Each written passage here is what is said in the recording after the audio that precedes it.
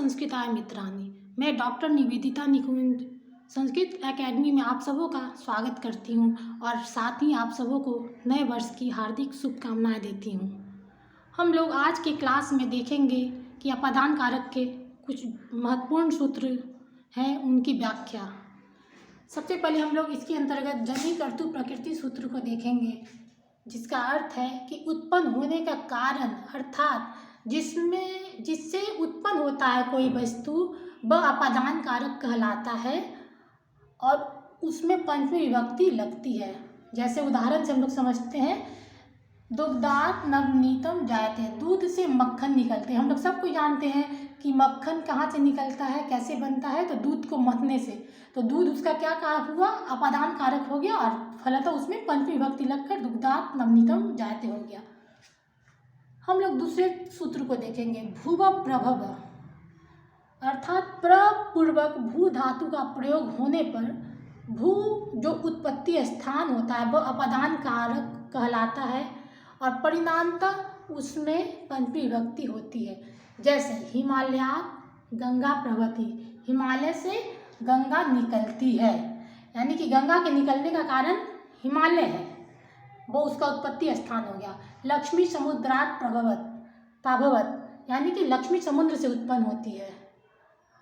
हम लोग तीसरे सूत्र की तरफ बढ़ेंगे और उसको समझने का प्रयास करेंगे। पृथग्भी नाना नाभिस्त्रित रीत्या अन्य तरस्याम, यानी कि पृथक यानी अलग होने के अर्थ में, बिना यानी रहित, और ऐसे ही अन्य शब्दों के योग में पंचमी विभक्ति विकल्प से होती है। अर्थात कहने का मतलब कि पंचमी विभक्ति भी होती है और उसमें साथ साथ द्वितीय और तृतीया भी होती है। हम लोग उदाहरण से देख लेते हैं। पृथक रामात, यहाँ रामात में पंचमी हुआ, रामेन तृतीया है, रामम द्वितीया, बाद दशरथो न जीवितु ससाक, यानी कि राम से अलग होकर दशरथ जी नहीं सके। कहने का मतलब कि पृथक रामात, रामेन, रामम, रामात में पंचमी विभक्ति हो गई, रामेन में तृतीया, रामम में द्वितीया, और इस तरह से इस वाक्य में क्रमशः पंचमी, तृतीया, द्वितीया विभक्ति लगने पर अर्थ में कोई परिवर्तन नहीं हुआ, यानी कि तीनों विभक्ति इसमें लगाया जा सकता है और अर्थ वही समान होगा। पृथक रामात बाद दशरथो जीवितु ससाक, राम से अलग होकर दशरथ जी नहीं सके।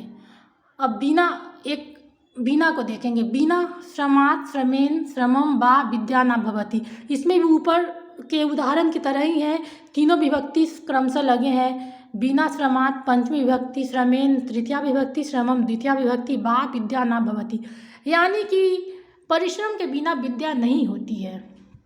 अब एक और शब्द है नाना। इस सूत्र के अंतर्गत 3 शब्द आए थे, पृथक, बीना और नाना। तो पृथक और बीना के व्याख्या को उदाहरण के सहित हम लोग देख लिए। अब एक शब्द बचा है नाना, नाना बचा है, तो अब इसको भी उदाहरण के साथ हम लोग देख लेते हैं।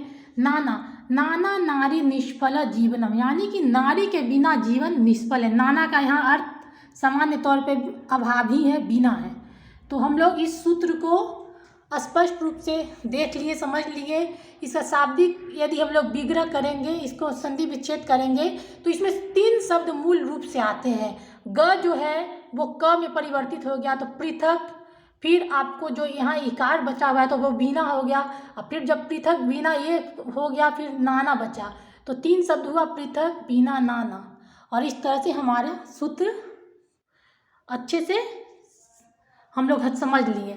अब चौथे और अंतिम सूत्र को देखेंगे हम लोग। दूरांतिकार्थेभ्यो द्वितीया च, यानी कि दूरार्थक यानी कि दूर अर्थ वाले और अंतिकार्थक नज़दीक अर्थ वाले शब्दों में द्वितीया, तृतीया और पंचमी विभक्ति होती है। जैसे ऊपर तीनों विभक्ति लगी और अर्थ में कोई परिवर्तन नहीं हुआ, उसी तरह से इस सूत्र में दूरांतिकार्थेभ्यो द्वितीया च में भी दूरार्थक और अंतिकार्थक यानी कि दूर और निकट अर्थ वाले शब्दों में भी क्रमशः द्वितीया, तृतीया और पंचमी विभक्ति हम अपनी सुविधा अनुसार लगा सकते हैं और अर्थ में हम लोग देखेंगे कि कोई परिवर्तन नहीं हुआ है। जैसे ग्रामस्य दूरम दूरेन दूरात् वा नगरम अस्ति, गांव से नगर दूर है।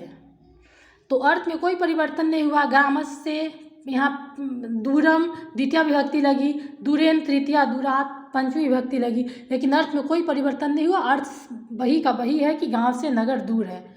अब हम लोग नज़दीक वाले, अभी तो हम लोग दूर वाले अर्थ को देख लिए इस सूत्र के अंतर्गत। अब हम लोग अंतिकार्थक वाले शब्द को देखेंगे। उद्यानस्य अंतिकम अंतिकेन अंतकात बा नदी विद्यते, बगीचा के निकट नदी है। उद्यानस्य यहाँ षष्ठी विभक्ति है, संबंध कारक है इसलिए षष्ठी विभक्ति हुई। और अंतिकम इस शब्द में द्वितीया लगी, अंतिकेन फिर तृतीया लगी, फिर अंतिकात पंचमी लगी, बा नदी विद्यते, यानी कि उद्यान के बगीचे के निकट नदी है। अर्थ एक ही हुआ, लेकिन क्रमशः हम लोग द्वितीया, तृतीया और पंचमी विभक्ति लगाए। इस प्रकार से मित्रों हम लोग आज अपादान कारक के महत्वपूर्ण सूत्रों की व्याख्या को देखें और समझें, और इस प्रकार हमारा अपादान कारक संपन्न हुआ। फिर भी यदि आप लोग इच्छा जाहिर करेंगे तो मैं अपादान कारक के उन सूत्रों को भी आपके साथ शेयर करना पसंद करूंगी, और अवश्य प्रयास करूंगी कि शेयर करूं जो उतने महत्वपूर्ण नहीं है। यदि आपकी इच्छा होगी तो मैं ज़रूर करूंगी। तब तक के लिए धन्यवाद। Thank you.